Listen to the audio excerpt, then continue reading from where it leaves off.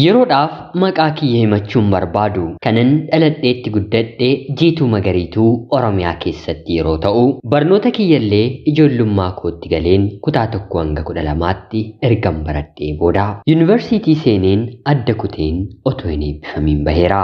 Maatiin kiyya maatii harka qalleeyyii yeroo ta'an abbaan koo nama jireenya isaaf dhimma hin qabne bahee galee calluma jedhee jiraatudha.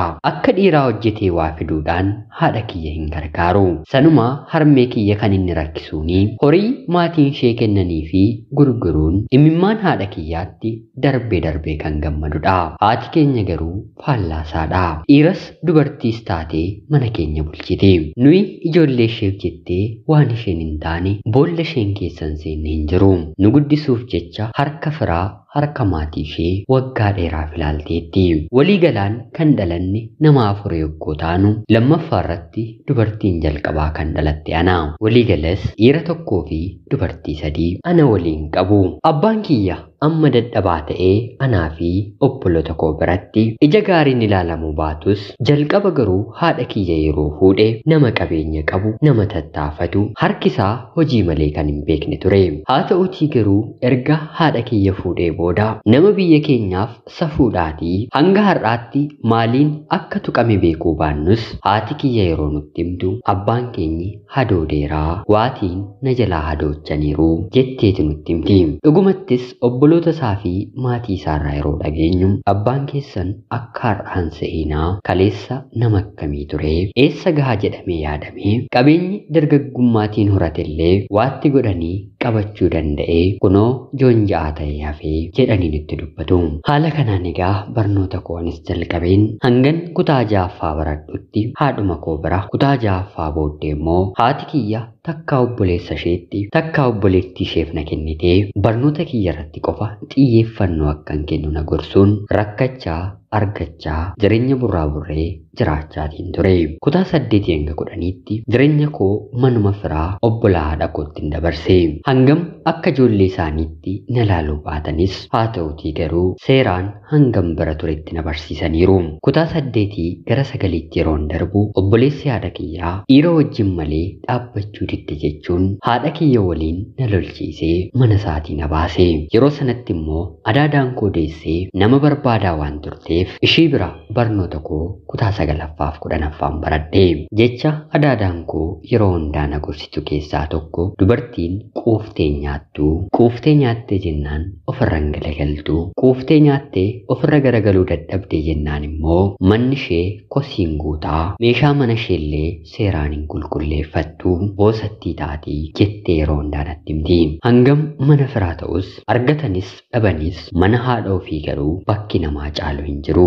Qormaata maatirikii kutaa 10ffaa rabbi na gargaaree argadheen haadha kootiin kanaan booddee magaala kana keessa jiraachuufuu waggaa 2 qofa waan hin qabuuf si bira rakkadheen illee jiraachuun barbaada jedheen gara maatii kootti hin deebi'e.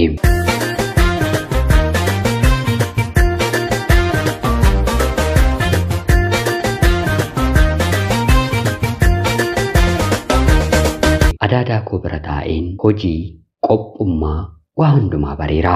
Rabbi na gargaaree qormaata kutaa 10ffaa darbus barnoota kiyyatti kan hin miidhame garuu yeroon ishee bira ture. Qayyabachuudhaaf yeroo hin argadhu. Hinumaa afaan Oromiffaarraa gara Ingiliffaatti waan jijjiiramuuf hojii kiyya xumureen kitaaba baneen dubbisuuf yeroon jedhu kitaabni seeraan hin qabadhe gadi garagalee natti mul'ata. Natti ulfaachuu jalqabnaan mata duree ani barnoota hin danda'u jedhu ofiif kenneen qormaata ijoollee irraa hatuun barachuun itti fufe. Yeroo kutaa 11ffaan jalqabu adaadaa koorraa qarshii liqeeffadheen guyyaa gabaa fiixee yookiin immoo handaara magaalaatti baheen dhadhaa hanqaaquu fi mi'aarra kasambiteen buufadheen gurgurachuun jalqabe. Bu'aa kiyyaanis haadha kiyya gargaaruun mana keessa wanta itti irrate bituun barnoota koo cinaatti haadha koofillee boqonnaan ta'e. Haala kanaan kutaa 11ffaaf 12ffaa ergan baradhee xumuree booda qabxiin maatrikiis naaf dhufee gara yuunivarsiitiitti imala koon taasise. Nagaan gahee barnoota koo barachuu jalqabee haa ta'uutii garuu barnoota seemisteera 1ffaa xumureen gara seemisteeraatti darbeen guutuun qabxii kiyyaa gara waggaa 2ffaatti na dabarsuu dide. Akka naannoo keenyaatti yuunivarsiitii irraa dadhabanii deebi'uun salphina guddaadha. Yuunivarsiitii seentee barnoota dadhabdee deebi'uurra kutaa 12ffaa yookiin kutaa 10ffaatti qabxiin yoo si jalaa hafe wayyaa. Qabxii darbiinsaa dhabeen ganna gara mana haadha kootti deebi'een bara isa ittaanu garuu maal akkan godhu murtee yaaduun ani galee. Erga kanaas nama tokkotti iyyuu akkan kufe otoo ittiin himiin waggaa 2ffaaf gara yuunivarsiitiitti ni malee. Hiriyoota kiyya bira dormii keessa naannoo torbee lamaa dhokadheen erga waliin jiraadhee booda magaala keessa hojii barbaaddachuun eegalee. Salphaatti namoota waliin walii galeen hojii argachuun yeroof natti ulfaachuu barbaadus naannoo ji'a tokko ganama baheen galgala galaa hojii humnaa dhakaa guuruu simmintoo bukeessuutti qacarameen ergan hojjedhee booda maallaqa walitti qabadheen mooraa yuunivarsiitii keessaa baheen mana duwwaa kireeffadheen jiraachuunan jalqabe. Icciitii kiyya kanas akkan ari'ame hiriyoota durbaa lama dormii isaanii jiraachaan ture isaan qofatti ni madhe. Ergan mooraa gadhiisee bahee boodas ofitti isaan waameen guyyaa boqonnaa koo na waliin mana keessa oolu. Haala kanaan jireenya jalqabeen guyyaa hojjechaa halkan immoo yaa Rabbii fuuldurri koo akkam ta'a jedheen dhiiga imimmaanii boo'aa boolla rakkinaa keessa jiraachuun itti fufee. Guyyaa dhala namaa waliin bakka hojiin oolaa. Dadhabeen gara mana kootti yeroon deebi'u dhakaa guureen kan hirribni na qabachuu qabu manni duwwaa natti ta'ee amma moo amma maaltu natti dhufa jedheen sodaachaa kirkirfamaa halkan rakkoon dabarsaa. Haala kanaan otoon jiru hiriyootumti koo dormii keessa waliin jiraachaan ture nama biyya keedaa wal barinaan jechuun dargaggoo magaala sana keessa hojiidhaan jiraatu tokko waliin wal na barsiisanii. Innis akkuma koo biyya namaa keessatti qofummaan nama rakkachaa jiru fakkaata. Guyyaan arge magaala kana keessatti nama biyya koo nama ganda koo arguun anaaf sabboonummaa wantan itti boonudhaan jedhee. Anillee namoonni biyyaa yoo gara magaala kanaa dhufan namatti boonuu barbaadu. Dhuguma namni nama barbaadu namni biyya koo ni jira jedheen yaadeen hin beeku. Kanaan booddee walitti deemnaa jedhee wal baree. Haala kanaan wal dubbisuu jalqabnee guyyaa boqonnaa koo gara mana isaatti na waamee buna danfisuu fi ittoos qopheessuuf hin jalqabe. Naannoo baatii 4 hariiroo jaalalaan erga waliin turree booda walitti dhufnee bakka lamatti mana kiraayii maaliif kaffalla jennee waliin jiraachuu jalqabne. Shamarra waliin yeroo madaalamu dhiiraaf qofaa jiraachuun hanga kanaatti waan ulfaatu miti. Dubartiif garuu baay'ee ulfaataadha. Qofaa taatee bilcheeffattee nyaattu.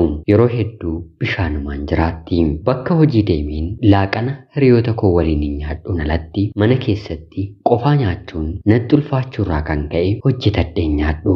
Namoonni mooraa natti kireessan torbeetti si'a takkaa yookiin immoo si'a lama kasala yeroon qabsiisu qofa waan na arganiif mucaan kun elektirikaatiin chaarjii taatee jiraatti moo maal nyaattee jiraatti jedhanii na gaafatu.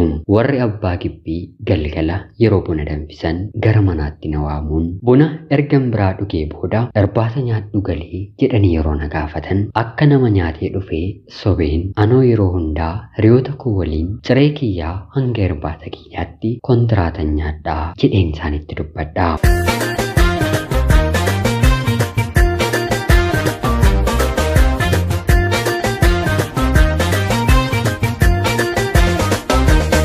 Haati mana sanaa maaliyaa mucaa koo dubartiin manumatti bilcheeffattee yoo nyaatte irraa bareedaa hojjedhu nyaadhu jettee yeroo hedduu na gorsiti ture. Haa ta'uutii garuu rakkoon koo hojjechuu otoo hin taane hojjetanii eenyu waliin akka nyaatanidha. Wanti hin jedhe tarii qofaa yoo jiraatanii qofa namaaf gala. Dhiiraaf garuu hanga kanaa miti. Yoo barbaade bilcheeffatee nyaata, yoo barbaade immoo maallaqa qabaannaan bitatee nyaata malee nyaataan hanga kanaatti of hin miidhu. Dargaggoo kanatti dabalamuun koo isarra harka caalaa anaan fayyade. Rakkoo kana keessaa na baase. Otoo hojiin deemiin ganama barii ka'een ciree hojjedheen laaqana keenya isaafis ofiifis hidheen gara hojii deemaa. Haala kanaan isa waliin illee eeyyama maatii koo malee jiraachuu jalqabeen waggaan dhumaa barattoonni gara maatii isaaniitti deebi'anii yeroo gahu dargaggoo kanaatiin nan galaa maatiin kiyya akka ani yuunivarsiitii irraa barachaa jirutti na beeku jedhe yeroon gaafadhu. Anis gara biyyaatti ergan galee waggaa 3 waan lakkoofsiseef waliin gallee akka waliin jirullee maatii keenya beeksisnaa jedhee na gaafate. Anis gammadeen gara biyyaatti gallee innis gara maatii isaatti anis mana maatii koo deemeen torbee muraasa ergan ture booda haadha kootiin jaalallee akkan qabadheeru itti hime. Maatii isaa waan beektuuf magaala sana akka jiraatu waan itti himeef baay'ee naaf gammadde. Inni yeroo boqonnaa isaa fixatee gara hojiitti yeroo deebi'u anis ganna maatii kiyya biratti boqodheen yuunivarsiitii waggaa 3ffaan baradha jedheen si'a lammaffaaf maatii kiyya goyyomseen manaa baheen deeme. Dargaggoo kana waliinis jiraachuun itti fufe. Akkan deemetti anaan booddee hojii humnaan hojjettu barnoota taa'ee baradhu sin barsiisaa jedhe na gaafate. Anis yaada kana naaf fiduu isaatti akka inni naaf yaaduu jalqabe waan naaf galeef tole jedheen erga narratti walii galee booda hiriyoonni koo yeroo eebbifamanitti ani immoo barnoota jalqabuun koo baay'ee na inaafsise. Sababa kanaaf buusee yaaduun jalqabe. Barachuuf ergan galmaa'ee maallaqa baatii tokko ergan kanfalee booda silaa takka jireenyi koo daandii irraa kaateera. Barataniis miindaan argatan hangam akka ta'e ni beektaa. Haati kiyyallee rakkattuu waan na taateef biyyaan baan deemaa jedheen gaafadheeni. Jaalalleen koo garuu gonkumaa kuni ta'uu hin danda'u. Takkaa mana natti hodhistee akkam deebistee natti qabbaneessitaa jedhee na didee. Haa ta'uutii garuu ani ejjennoo godhadheen jireenya keenya gara fuulduraa si waliin gammadeen akkan jiraadhu yoo barbaadde kana qofaa naaf godhi. Ati hanganaaf amanamtee jiraattetti ani eessayyuu si jalaan dhaqu jedheen wangeela macaafa qulqulluu qabadheen nan kakadheefi. Erga kanaa innis fedhii kiyya guutuuf jecha tolinaan jedhee piroosesii jalqabeen gara biyya hambaatti imala koo raawwadheen jireenya biyya ormaanan jalqabe. Akkan deemeen haadha kiyya boqochiisuun kaayyoo kiyya waan na ta'eef dhugaa jirtu waan hundumaa bilbileen itti hime. Jalqaba irratti hundaaf naasuu ta'us wantan keessa darbee haadha kootti himeen hubachiisee namansiise. Erga kanaas naaf araaramtee baatiiwwan muraasa booda hawwii ishee kan ta'e loon abbaan kiyya jalaa gurgure nan bitee fi mana keessas meeshaa garaagaraa guutuu nan jalqabe. Waggaa tokko kan hin dalage ofii uffata gaalee irra yoo uffatiin erga oolchee booda waggaa lammaffaasa jiru immoo mataa kiyyaaf gudunfadheen kontiraata kiyya xumureen gara abbaa manaa kootti deebi'e. Innis maallaqatti naaf dabalee mana hojii naaf banee jireenya keenya haala gaariin jiraachaati jirra. Kaleessa mindaansaa qarshii gaarii ture. Har'a garuu hojii dhuunfaanii hojjedhuun dachaasaan argadha. Al takka takka immoo qoosaadhaaf ofii dadhabeen kana nafe maalumaaf barattanii waggaa amma kana gubattanii mindaa ishee kana nyaattu jedhee itti qoosaa. Inni immoo gaafa naaf deebisu hojii kana kan si jalqabsiise mindaa kanadha rabbiin galateeffadhu jechuun kana ni qoose natti dheekkamaa. Barachuunis bakka guddaa nama geessisa. Barumsa yoo dhaabanis carraan jireenyaa cufaadha jechuu miti. Yuunivarsiitii ari'ameen otuun gara biyyaatti deebi'eera ta'ee yooman harka kiyyaan hojjedhee of barsiisa ta'e malee haati kiyyas na barsiisuuf humna hin qabdu. Silaa jireenyi koo kufaatii keessatti hafa ture. Haa ta'uutii garuu onnadheen magaala ani hin beeknetti garaa jabeeffadheen mudhii hidheen jireenya kanatti hin bahee. Beela'een guyyoota hedduu bishaan dhugee buleera. Hojiidhaan dadhabee galee qofaa wantan jiraadhu sodaan hirriba na dhawwee guyyoota hedduu boqonnaa malee jiraachaan ture. Haa ta'uutii garuu kun hunduu har'a darbeera. Kan abdii nan kutachiisne waaqayyodhaatii. Bakka jirtanitti abdiin kutatinaan dhaamsa kiyyaa. Ana obboleettii keessan Jiituu Magariituu Oromiyaa keessaa ulfaadhaa nagayaatti galatoomaa.